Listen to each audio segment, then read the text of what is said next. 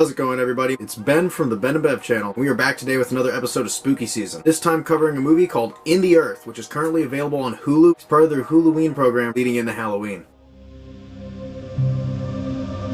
In the Earth is a 2021 horror sci-fi supernatural film, and I add those other tags to it because this movie itself is not a horror film as a whole. Because overall, this movie is closer to a sci-fi thriller, more in the vein of a movie like Annihilation, minus a couple scenes near the middle that make it an absolute extreme horror fest. It's a really intriguing blend of styles, and sometimes it translates over pretty well, and other times it doesn't. Summary on the plot. There's this scientist named Marty. He's going to this place called the Galanto Lodge, or something along those lines, to investigate the disappearance of a doctor that he's friends with. It also appears that there's some type of virus going around, as they mentioned being stuck inside during a pandemic in a quarantine mode where they haven't talked to other human beings in quite a while, so Marty's kind of apprehensive when it comes to talking to people because he hasn't been doing it in person in so long. And I think it was really interesting to kind of throw that into the beginning of this movie and then very quickly let up on it, is it's just like a background factor and kind of explains why they're looking into this weird, unexplainable mystery forest for some type of medicine as a cure for what's going on. So already you can kind of see what I'm saying with this more sci-fi approach. The whole tone of everything kind of blended with the horror movie aesthetics of a movie like The Forest. The way they describe this place where this... What is it?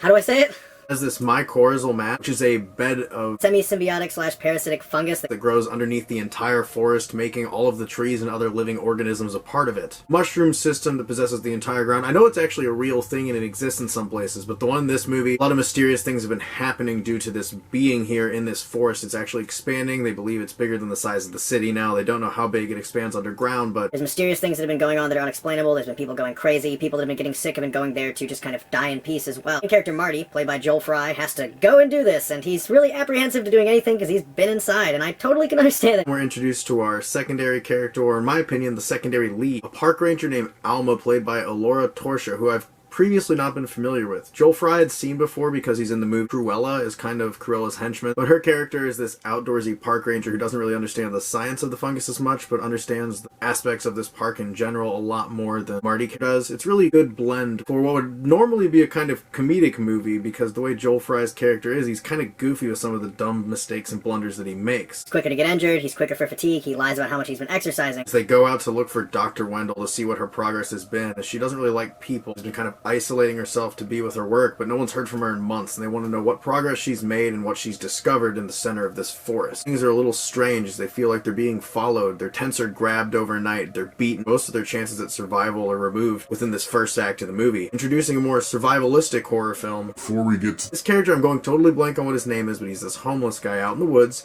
and he's very charismatic, and I'm not trying to spoil anything. And once he's in the film, because of his role and what's going on with his beliefs, what's going on in these woods, this movie begins to take on a very different tone and almost like an extreme horror film, and gets exceedingly violent. And once you get to this part, you're just really confused where this tone came from, and it almost takes over the film and takes it in a different direction. But it does not stay this way for the end of the second act or the third act. It goes into this almost introspective, transcendental, hallucinogenic experience similar to a movie like Enter the Void. Very different feel of movie than I was expecting, especially with that centerpiece being an absolute gore fest. It's just an overall unpleasant experience of people being really out of control what's going on in their element, as this guy is very tenderly using them and manipulating them in ways that they don't really understand, and it's just weird and odd to see and kind of uncomfortable to watch. Spooky spoiler! I know, I said no spoilers. I'm not going to completely spoil it. I want to talk about some things near the end of the movie. I'm not going to talk about the ending or what exactly happens, but I need to talk about when they find Dr. Wendle. She has this piece of the woods that she's been occupying and is completely strapped up with speakers and lights. She is trying to communicate with these mushrooms.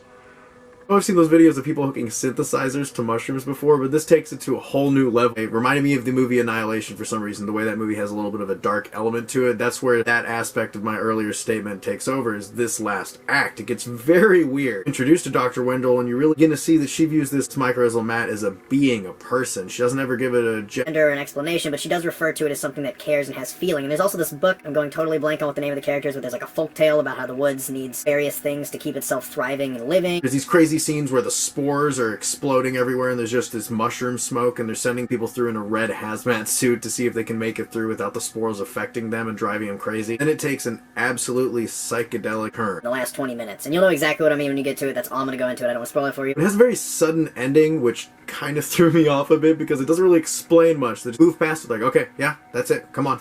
You saw what you need to see. You learned what you need to learn. That brings me to my negative. Main negative with this movie is that it feels like the whole thing is very plot pulling. None of the characters really have to make it anywhere. You really forget about the whole Dr. Wendle drama in the first and second act because it doesn't seem that important as much as learning about the woods and learning about the survival as well as the eccentric homeless dude character. The more you learn about the woods and the mushrooms, the more you forget about Dr. Wendle. When you're reintroduced to her later in the movie and they start talking to him about her again, you're almost like, wait, who is that? It kind of throws you off a bit. And also, some of these scenes are cut really weird. They go completely blank. Like, completely black screen, pause for a second, and then it picks up somewhere else in the movie. It's a really weird, almost intentional bad cutting job to provide a little bit of space as the soundtrack kind of keeps playing and building over it. Your characters are completely lost, and that is the struggle that kind of pulls you. The woods itself is the most interesting aspect. The characters you don't really care about. Nothing else is really that important. This movie just picks up at a place. It's almost like very middle episode of a series or something. It's like the third episode of a two-part series. You know what I mean? Like it feels juxtaposed. The pieces that go together that it feels like should work don't really work. Plotting is really strange, and I don't think it's like the movie Malignant, where it's totally intentional with the confusion. Overall, the survival elements as well as the sci-fi elements from the Mychorrial mat really carry this movie for me. Plotting itself is really strange, and the acting delivery is sometimes a little off, and sometimes Not in a bad way. Like, a character sometimes will overperform for this movie at a time that you don't really expect them to. that combined with overall consistent tone and visual aesthetic of the film make this an enjoyable watch, and definitely one I think you should see this Halloween season, though I will say it's definitely a lot more mental than your average horror movie that you're going to be watching. It's not a mindless movie whatsoever, and you really have to pay attention when you're watching it. Even when you are paying attention, some of the things that happen don't really make sense, and even though there's some really jarring changes, I think the Extreme violent horror movie aspect that happens in the middle, as well as the really hallucinogenic stuff that begins to happen near the last half, add an interesting flair to this movie, bringing my overall rating for In the Earth with 7.6 out of 10.